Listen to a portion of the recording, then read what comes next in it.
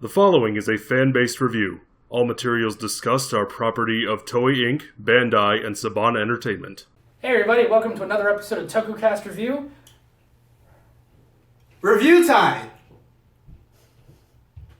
Nailed it. Sure you did. This week, we're reviewing the Kamen Rider Taisen movie. Yes. The Grand Prix, what is it? Yeah, Kamen Rider 3, Kamen Rider Grand Prix, and Kamen Rider 4, Yongo. So let's start with the first one. That movie. Okay, let's go over the generalized plot of this. There are some things... There's a plot in this? I know. So we start off, because this takes place during the time of Gan, we start off actually a little bit into this movie, because the first thing you see is Kabuto flying into a building. Okay.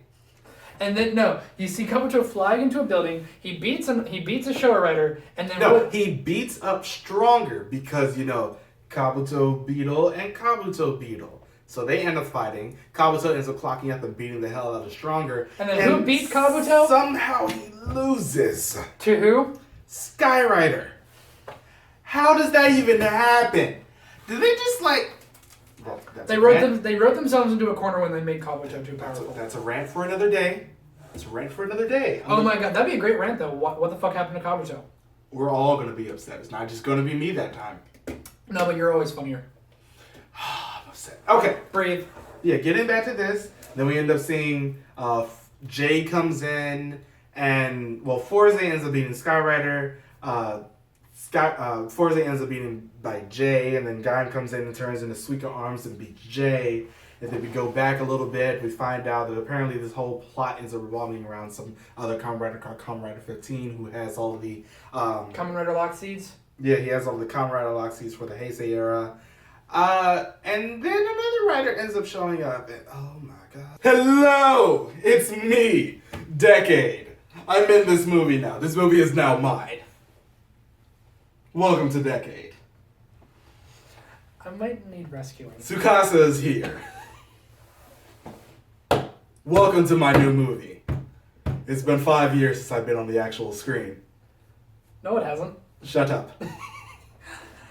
This movie is now mine. The last time you saw me, I was in The Wizard, but it's okay.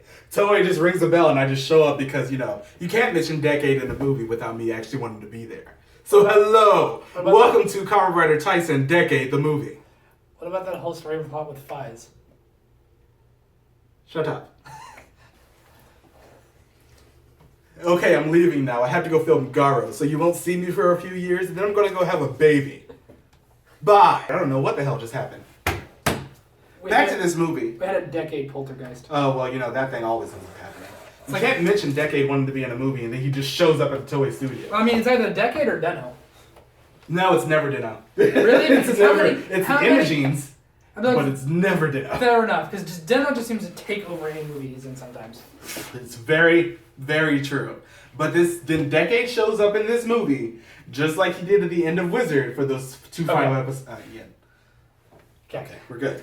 But he ends up showing up in this movie. This movie is now his. And then it ended up being about Fies. For the last part of this movie, Fies ends up showing up. Now, we wanted to mention a few things because... Fies and Super One. Or was it Super One? It was X. Oh, X, sorry. We'll mention one thing, though, because this kid that they end up finding has the power to flip over worlds, and that's basically the whole thing, where all the dead monsters and everything are trying to come back, so they end up using this kid to try to flip over the world, so it would be the dead world all over again, and all these ghosts and everything. But Takashi Hongo ends up showing back up in this movie, and it's been a very, very long time since he's been in anything Kamen Rider related. Fair enough. And I will tell you, the first time I saw that scene... I didn't grow up with Kamen Rider, but that little kid inside of me got super excited seeing him again. It's just yes, this is what I want in this movie. I effing love, his actor. What you didn't want in this movie was how it ended.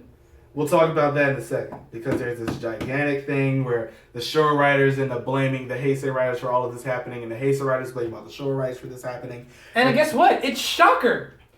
What a shocker! We'll talk about that in a second because we do end up getting some other returning actors. Shotaro ends up showing back up. Yeah, that was fun. I did like seeing him again. There's a big plot hole later on where it's basically just him as Kamen Rider Joker, not Kamen Rider W. And later on it is Kamen Rider W. Because that's the only big plot hole in this movie. Yeah. Shut. But we were very disappointed in this movie. This movie is not good because at the end of this movie... If I remember correctly, we took time to actually go and vote. Also, ZX shows back up in this. Not surprised. I would just like... You mean... Because he was a... You mean Zekros? Yes, Zekros. He was playing one of the bad guys, and then it's just like, I was a ninja. And then he... Get it? Because I'm the Ninja Rider. No, you're not. No, you're not. He ends up turning into the actual person. He ends up getting stabbed first, but he's like, I'm okay, I'm a ninja. And then, you know, it's good to see all these returning actors showing up for this movie, though. I really liked that was great. This thing was hyped up so much as the battle royale between Showa and Heisei. And you had to go online and vote. And we did this. And we did this to who you think would win. And I remember being, like, almost afraid because Showa was winning the vote. Because, you know, there were more older people who watched Kamen Rider growing up, and all of the generations who watch Heisei are lazy assholes who can't bother to go onto a website. Then the Heisei won at the end. And now there is this big fight, of course. Well, we'll talk about this first. Because there is this one big fight. Haruto shows up in this movie again randomly. Are you surprised? No. He does this, though. As we said, Fies is in this movie. A big portion of this movie revolves around him. Why? I'm sorry. I'm sorry. I know you love Fies. I love Fies, but why? And the thing is, the fact that they do it again in GP, and Yongo is focused all around him, and Zeranos, which is great because this actor previously retired, and he was like, I'll come back. And so he just shows up again in this. Because you'd think the main focus of these types of movies would end up being on the writer that it's on, or at least the oldest. Yeah, either the oldest or the current. Or combination both. Dude, I figured Gaim would be the focus of this. And I love Gaim. He's in this for all about 5-10 minutes at the beginning. Yeah! We're not having a Matt rant. But it's just like... We're going to have a Matt rant with the next one. The thing about Fies being like the main portion of this, I actually get it because his story wasn't completely finished in his show. That's not this movie's fault. This movie is not supposed to be fixing the mistakes of that show. They did. It's pretty great. Anyway. But I enjoyed the saltiness. Just seeing all the old writers, but at the end of this movie, after they end up finally like beating the Shocker, and Kamen Rider 15, they're just like, we have to decide. Can I just say Kamen Rider 15's outfit looks stupid? It's a skull-based lock scene that looks terrible, and then he's transforming into past riders. No, there's this. No, it's not only that. With the fucking like kabuki theater style hairpiece he's got going on, the fuck. And like when all those ghosts and everything are coming back after they start like finally flipping the world and everything, Fies ends up stopping Super One and Haruto. Not Super One, sorry, X and Haruto. Like Haruto's actual actor ends up showing up in this for a couple of minutes as well. He ends up stopping them because they messed up this a lot because they kill Kaisa, you know, Kusaka? Tsukasa? No. Kusaka? Kaisa? Yes, Kaisa. They end up killing him differently at the beginning of this movie, differently than they actually did in the show where his neck got snapped. They basically just like did him like any other monster. He ended up dying that way. And his ghost is coming back and like sort of torturing Fies throughout most of this. He was like, if you end up stopping this thing, my guilt will never end up going away. He was like, if we don't end up stopping this thing, everybody dies. And Fies is like, oh, okay, sorry. And so they end up... Oh, wait, sorry, I didn't mean to be a bitch. And that's basically how that part of the movie ends up. So, let's talk about that ending. Yeah. So, I believe it was Gaim versus Ichigo. They are fighting, and Ichigo has... Now, for no reason. Shocker's been defeated. Yeah. And they're just like, we had to decide which ones of us are better. And everybody's just like... Why? Okay, but like the movie's over, right? So okay. Yeah, because they all do that lineup Civil War style shot, the run up, the 2-pager. But then Ichigo has this big finisher attack and he throws it at Gaim, and Gaim doesn't move and he takes it. And then he's like, haha, we win. And then he looks behind Gaim and he realizes why Gaim took the hit. To save one fucking flower. And this is reversed in the other ending. Flower, though. This ending is awful. And it's a mess. If there wasn't a very expensive worth of money and equipment on this table, it would have been flipped by now. Now, let's go ahead and move on to GP. Oh yeah, I get to rant about that. This one is actually better than the first one. No, I'm not saying it's not. I'm ranting for a completely different reason. One, why a race? But my main issue is that it starts off by making this alternate world where riders are the bad guys. The first thing we see is Drive, who is the focus of this movie because it's been some time, fighting a monster, and he uses his rider kick. And if you've watched our Kamen Rider Finishers video, I love Drive's rider kick. This is the second time out of 2 that we get to see this rider kick. No, they use it another time in the show. Don't remember. With the 3 riders at the end. They use it with Chase and Mahawk. But we'll talk about him in a second. but this is the second time that we've gotten to see it, and Drive was like at least half over by the time this came out. And what do we get? We get a drone shot. We get a high drone shot. Which is cool. But I'm sorry, the point of that rider kick is enclosure.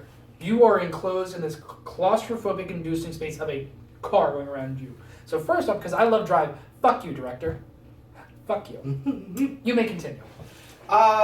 This movie does end up bringing back some other older riders. Black. Not RX, thank God. Actually, him too. Same person. They end up bringing Minami Kotaro back, which is great. I love seeing him again, especially because I rewatched this movie after we did Black and Black RX, of course. So it was great to see him back. Mm-hmm. I like him in things. He's great in all things. He shows up once again before this in Dec-I, which is also great. I like seeing him in things. There's this one scene when they end up going down to the drive Title pit. of this episode, I like seeing him in things. Yeah, because Kiriko is the only one who ends up remembering the other timeline for some odd reason. Plot convenience? Because of a shift card? Sure. Or something? Sure. Shocker's already taken over the world, as he said. All the drivers are bad guys. Yeah, and all the riders are riders for Shocker now. All the ones that are on this side, and like Minami Kotaro is fighting back against them. Kamen Rider 3 ends up being the main like his suit, by the way. I really like his suit. 3 and 4. The way that this movie is starting, like we end up going to a TV screen showing like the last episode of the original Kamen Rider, and 3 ends up coming in because the timeline got changed, and he ends up beating the shit out of Ichigo and Nigo. Yeah, and like their spirits end up going to some computer that and turning out to be Shocker halfway through this movie. 5 shows up and he ends up fighting Mahawk. So the two of them end up fighting together. Can't wait to talk about that and the ending of this with Mach. We'll talk about that after Yongo, because I know. it leads directly into that. Fair enough. 5's end up being a lot in this movie. Zeronos in this movie quite a bit. Yeah. It's good to see him again. I really like him. They bring back the Blade Riders, at least for Garen, they brought him back. And everybody else has their voice actor, like the actual actor who voiced them in the show. Mm-hmm. They bring them back to do their voice lines as well. So the Blade characters end up having a pretty big part in this movie. I didn't expect that. That's just great. People don't really talk about Blade that much, but it's good that when they do. Yeah. Then there's a race. Yes, there's a big fight race. GTA 5 race. Right. There's a GTA 5 style race. Yeah, that whole thing ends up happening. They end up fighting against Shocker. Now, there are some things, like I said, I like about this movie. The fact that we end up really finding out exactly how fast Mach is, because he's as fast as Kabuto. Because Fi's Axel is as fast as Kabuto. And that's how we end up finding out that Maha is as fast as Kabuto. And I'm guessing Drive it as well. Yeah. It's just great to see, it just kind of seems logical with the way that they can control the slowdown. Yeah. That, as it's perceived by other people, that he's as fast as Kabuto. The one thing I did get confused on, because as a certain character said earlier, Dec-I's not actually in this movie because he was filming Garo at the time. He was in season 5, and I believe. Sorry, every time you say Dec-I, now I get scared. I have no idea what you're talking about. But yeah, he's not actually in this movie because his actor was filming Garo at this time. So it's really weird not to see him actually come back and base Tsukasa. I was just not expecting that. You can't always do it. I know, but that was so unexpected. So it was just, because he's basically on speed dial. And the reason he didn't show up, I don't think he shows up in the show Superhero Taisen, at least as far as what we know, because he has a child. Newborn, or at least that's. So he's pretty fucking busy. Yeah, he's a father now. That's great. And then this movie basically just ends up ending where there's this one big fight. Mach ends up getting killed. which leads us into Kamen Rider 4. We'll talk about that one in a second. I feel like that digital DVD. Also, I don't know. Before this movie came out, I remember seeing a picture that they show at the end of Mach out of suit, but it's just a picture of him like on a shrine type of thing because he's dead. I just remember seeing that picture. It didn't say it was from the movie. It didn't say anything about it. They're like R.I.P. Mach, and the movie wasn't even out yet. So I'm like, oh my god, Mach's gonna die in Drive. Thought that was gonna happen. And he just dies in the movie. I don't know which is better. So they end up, because of this whole thing, they end up going to, like, the timeline is really screwed up now. And outside of the timeline is Shocker's base. And they're building a whole nother writer, Kamen Rider 4, voiced by Eternal from Kamen Rider W. Eternal. Which was great. We don't get to see him at all. His suit also looked good, by the way. It was really weird seeing a Kamen Rider with lips. Wasn't okay with that. But gee, what a shock. But I'm not proud of that. You shouldn't be. But yeah, we end up getting that whole scene, at least at the end of the movie, where they end up previewing Yongo. And the way that the Kamen Rider Yongo DVD series ends up working is like time constantly ends up resetting itself because somebody is like it's tied to their emotions, how the time machine ends up working. Like they end up feeling a lot of guilt, so they constantly go back and try to save somebody. And basically every single time, somebody ends up dying before every single time the timeline ends up resetting. And it's Fies and Zeranos who are doing like most of the investigation, especially Zeranos because his train can travel through time. Yeah. Makes sense. Oh, right. Before we would end up going any further, I forgot to mention this. In the first two Kamen Rider Taisen movies, they end up winning by teaming up with the Super Sentai that is airing at the time, Tokucast, then the Ninja, then they end up beating whatever big giant monster there is. Okay, that's over and done with. So those endings still don't make sense. But do they ever? No. King shows up randomly in one of them. Woo! Yeah, that's a thing that happens. In the first one, I believe. Kingu. So the Kamen Rider Yongo ones, I really like these because its story isn't nearly as large. Sure.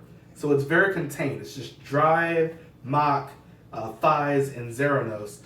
And this whole thing is tied to Fies' connection with, because his show dealt a lot with death and, reincarnation and the undead and things like that. I really like that. And they bring back one of the orphanauts from that show in this. It was the guy who played Juzo in Shikinger, who was also the orphanaut, one of the orphanauts in Fies. So they bring him back, and he's sort of a big plot line in this as well. I really like the fact that Shinosuke, this is one of the things I really like about Shinosuke. He's really smart when he gets in Top Gear. Mm-hmm. And the way that he ends up figuring out that the timeline is constantly changing is the fact that Krim is constantly in tune with his life signals. So after the timeline resets, he gets Krim to, figure out that this is the point of death and everything. And before Drive ended up having to die, it was constantly Mach just dying over and over again because the timeline was trying to keep it that way. And then Drive just like, no, we're just going to go ahead and mess with this. Zeranos ends up figuring out exactly what's going on. I like that first time they end up fighting Kamen Rider 4 because they get the absolute shit beat out of them. It's one thing to mention, it's really weird to see a Kamen Rider with such a militaristic style and look. I liked it though. Plus his vehicle's an airplane. Yeah, true. I like that. But this story is very contained within itself. There are a few scenes where, it's Kiriko and Mach walking, back from the movies, and a monster comes flying out, and Fies, just drop kicks it, just, off screen. I love seeing those things. It's great. And it's good to really end up tying everything together. The only thing that really confused me is the fact that the great leader, Shocker, at the end of this, ended up being Fies from another timeline or something. Time travel is such a bitch. Yeah, it's stupid. And there's this whole scene where Fies is like, no, because he knows of the guilt of the people that ended up dying. The guy who played the horse orphanage, who unfortunately did die in real life. He was sick, unfortunately. That's one of the things we have to deal with as real people. With Kaixa and basically a lot of other people. And Fies, he felt so much guilt that it was constantly resetting the timeline every time somebody dies because he just couldn't deal with it. At the end of it, he does end up being able to just get over himself, but unfortunately that meant he had to die, and he was okay with that because he was already dead to begin with. So, but those three things together, that first movie was atrocious. what even was that? The storyline made no sense with the Heisei and Showa Riders fighting against each other. No. I did not understand any of that. I was just confused and upset, and all I could do was just sit here and go, why? basically. And then Dec-I just shows up. Okay. And we're just so confused by everything that's happening. Phison showing up, a whole bunch of this, and we're focusing on him and X, which is great. And then for some reason, X is trying to fight him for like no reason. Don't understand any of that. Doesn't make any sense whatsoever. The second movie is a lot better because they had a much more, centralized plot with Kamen Rider 3, and then, Kamen Rider Yongo was just a very small plot with just them. And I like seeing these things together. I felt like they were very good, at least the second movie and Yongo. They were a lot better than that first In comparison, They tried a lot harder. But those things just ended up being a mess. And especially that first one. I like Yongo. I like 4. I like Sango, and I like Yongo, but yeah, that first one was an embarrassment. Good try though. Yeah. Hopefully Cho is better. Yes, we are really hoping that Cho is a lot better. Especially because we're getting a lot more returning actors for this, including the guy who played another Agito from the original Agito. And I'm sitting here like, I didn't expect that one, but okay. So yeah, that's the end of this episodic review. Join us next time. Okay, so originally we were going to do Go-Go 5, but a certain movie is coming out. A certain movie is coming out, and Go-Go 5 has also a certain level of slowness. So this gives us a few weeks to finish watching Go-Go 5, and that certain movie is the Power Rangers movie. Which we will be reviewing. Fuck, that's what we have to do next Saturday. We gotta do Turbo. A Power Rangers movie. Where's the knife? I'm just gonna go ahead and stab this No. now.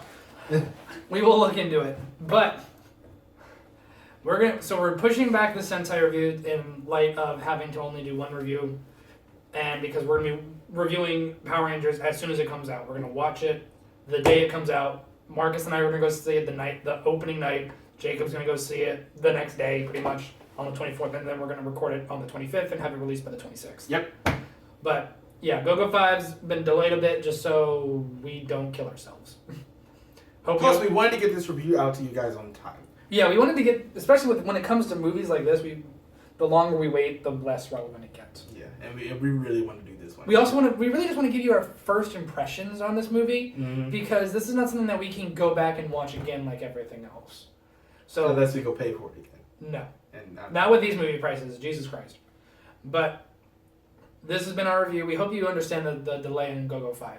And we hope you're looking forward to what we think of the new reboot of a Power Rangers movie. And tell us what you thought of the Kamen Rider Taisen movies in the comments. Of course, always. We love hearing And on our Twitter at the Tokucast, not Tokucast. That is not us. They are Brazilian. Do it on our Facebook page. They're Brazilian. Also do it on our, put comments on our Facebook page. We'd like hearing from you guys, no matter where we can. Yeah, we like hearing from you guys. And honestly, we're almost at 100 likes on Facebook. We should probably do something special for that when we get there. We should. A lot of changes will be coming soon, just so you guys know. Aesthetically speaking. Yes. My birthday is at the end of this month. I'm taking a few days off of work to learn some better editing techniques. And I'm trying to figure out what we can do to aesthetically make this set a little better to look at. Because the one Power Ranger picture I got from Christmas is not going to cut it anymore. I have a Gaim belt. I'm trying to see what we can do to implement that. I've got a couple figures. I've got some pop figures and stuff like that. I know I have a W figure. The Go-Go 5 one will be great because I already have 2 of the Megazords. Woo! You've been waiting for this one. I sort of have. But we can figure something out. We can keep them on the set if needed. But we will discuss that off camera. They don't need to hear that. We will see you guys next time. Bye, everybody. Bye.